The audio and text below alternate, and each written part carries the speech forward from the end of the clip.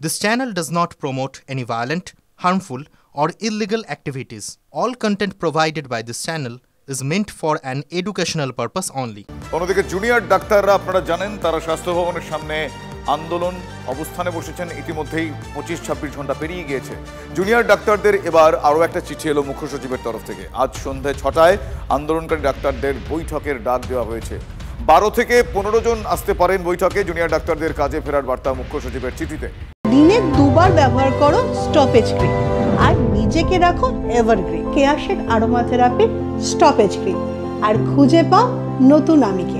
মুখ্য সচিবের ইমেলেও কর্মবিরতি তুলে নেওয়ার আবেদন।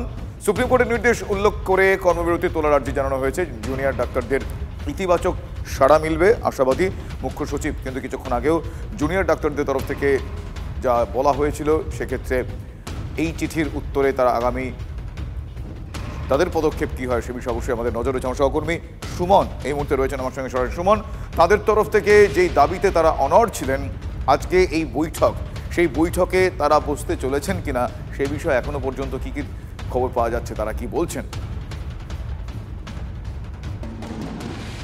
শুভজিৎ, 6টা বাজতে আর 1 ঘন্টা 25 মিনিট বাকি। জুনিয়র ডাক্তাররা দফায় দফায় বৈঠকে বসছেন। প্রথম দফার বৈঠক তারা সেরে ফেলেছেন, দ্বিতীয় দফার বৈঠক চলছে। সেখানেই তারা স্থির করবেন যে আদৌ তারা আজকে নবান্নে মুখ্য সচিবের ডাকা এই মিটিংয়ে যাবেন কি যাবেন না। দেখো, নবান্ন থেকে আসা যে চিঠি তাদের কাছে এসে পৌঁছেছে সেখানে পরিষ্কারভাবে বলা হয়েছে 12 থেকে 15 জন প্রতিনিধির সাথে নবান্নে মিটিং হতে পারে, কিন্তু জুনিয়র ডাক্তারদের দাবি 25 থেকে 30 জনকে নিয়ে যেতে হবে। ডেলিগেশনে 25 থেকে 30 জন থাকবে। তার কারণ হিসেবে তারা বলছেন যে রাজ্যে 26টি মেডিকেল কলেজ রয়েছে, সেখান থেকে যদি একজন জুনিয়র ডাক্তার প্রতিনিধি হয়ে যান তাহলে কিন্তু সংখ্যাটা 12 থেকে 15 সীমাবদ্ধ থাকবে না। এবং সেজন্যই প্রাথমিকভাবে তারা যে বক্তব্য পেশ করছেন, বৈঠক চলছে এখন, বৈঠক পরে তারা অফিসিয়াল বিবৃতি দেবেন। প্রাথমিকভাবে তারা বৈঠকে বলছেন যে এই শর্ত মানা সম্ভব নয়। সেক্ষেত্রে তারা এই 1.5 ঘন্টার মধ্যে পাল্টা একটা মেল করতে পারেন মুখ্য সচিবকে, কিংবা যদি এই শর্তে তারা রাজি হন, তাদের যে বৈঠক চলছে সেখানে যদি তারা সম্মতি পোষণ করেন তাহলে কিন্তু তারা বৈঠকে যাবেন। যদিও প্রথমটিরই হওয়ার সম্ভাবনা বেশি, তার কারণ 12 থেকে 15 জনকে নিয়ে এই ডেলিগেশন টিম নিয়ে নবান্নে যেতে নারাজ তারা। তাহলে আজকে এই বৈঠকে তাদের বৈঠকে তারা কি সিদ্ধান্ত নিতে চলেছেন সেদিকে অবশ্যই আমাদের নজর থাকবে। কি বলেছেন শুভেন্দু অধিকারী, বিরোধী দলনেতা শুভেন্দু অধিকারী, আপনাদের শোনাবো। পাশাপাশি চিকিৎসক সংগঠনের নেতা মানুষ গুমটা তিনি বা কি বলছেন একবার শুনুন পরপর।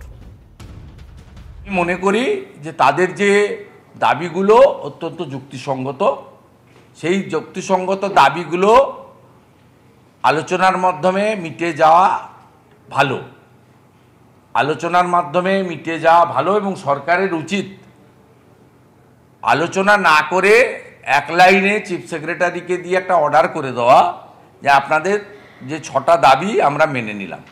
ওই একটাই সিভিক পুলিশ, আর বাদবাকি কোথাও কিছু হলো না এই 33 দিনের মধ্যে। যারা প্রত্যক্ষ পরোক্ষভাবে এটার সঙ্গে জড়িত ছিল, যারা সেমিনার রুমগুলো ভাঙলো, পাশের ঘরগুলো ভাঙলো, যারা বলল আত্মহত্যা করেছে, যারা হচ্ছে ওই লাল রং নীল রং এসব ফিঙ্গারপ্রিন্ট বিশেষজ্ঞ বলে চালালো, কোথাও কিছু দেখেছেন ব্যবস্থা? ফলে আমরা যদি বার্তা দিতে হয় যে সমাধানের যদি মনে করুন রাস্তা খুঁজতে হয়, তাহলে আগে এই স্বাস্থ্য ভবনে যাদের অপসারণ চেয়েছে সেই অপসারণ করতে হবে। ওই মেডিকেল কাউন্সিল দুর্নীতির আখড়া, মানে ওই সিন্ডিকেট, দুর্নীতির সিন্ডিকেট এবং মানে থ্রেড কালচারের মানে যে কেন্দ্রস্থল হচ্ছে ওই মেডিকেল কাউন্সিল, সেটাকে ভেঙে দিতে হবে। এবং যিনি ওই কলকাতা পুলিশের শীর্ষস্থানে বসে আছেন মানে সিপি, তার অপসারণ দরকার। না হলে কোনো সমাধানের রাস্তা খুলবে বলে অন্তত আমাদের মনে হয়।